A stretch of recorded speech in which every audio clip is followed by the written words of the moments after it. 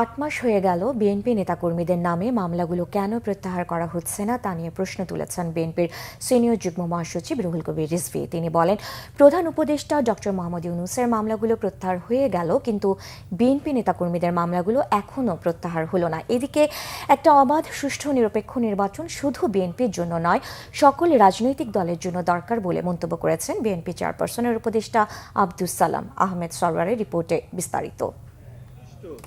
তাদের টাকা পাচারের কাহিনী, স্বৈরাচারের মিথ্যা ও বানোয়াট মামলায় ৬০ লাখ আসামি মুক্তি কতদূর শীর্ষক আলোচনার আয়োজন করে ন্যাশনালিস্ট রিসার্চ ফাউন্ডেশন।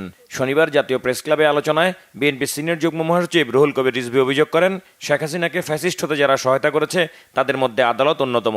ফ্যাসিবাদের বিচারকদের বিচার হতে হবে দাবি করে রিজভী বলেন, হিটলারের সহযোগী বিচারকদের যদি বিচার হতে পারে, শেখ হাসিনার সহযোগী বিচারকদের কেন বিচার হবে না? তিনি বলেন, অধিকাংশ উপদেষ্টার দুর্নীতির সাথে সম্পর্ক নেই, কিন্তু কিছু কিছু দুর্নীতির যে অভিযোগ উঠেছে তা তো সত্য। প্রধান উপদেষ্টা আমরা শুনেছি তার মামলা সব প্রত্যাহার হয়ে গেছে। আজকের যিনি প্রধান উপদেষ্টা তার উপরে হচ্ছে, দুই একজন উপদেষ্টার উপরেও নিপীড়ন নির্যাতন হচ্ছে। কিন্তু কথা হলো যে তাদের যদি প্রত্যাহার হয়ে যায় তাহলে এই প্রশ্ন তো হতেই পারে, আজ ৮ মাস হলো নেই, এই মামলাগুলো কেন প্রত্যাহার হয়নি?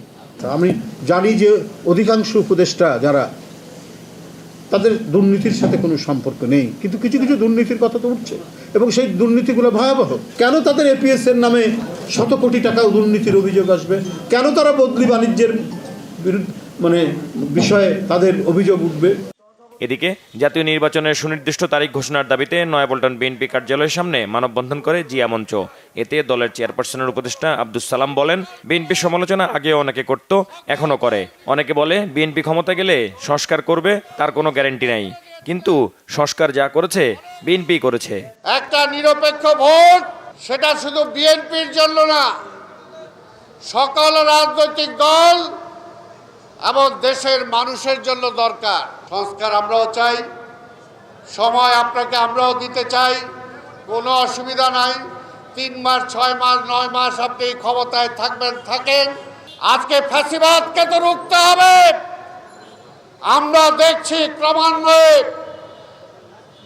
দেশের আইন শৃঙ্খলার ব্যবস্থার দুর্বলতার কারণে আজকে ফ্যাসিবাদ আবার মাথা চাড়া দিয়ে উঠছে।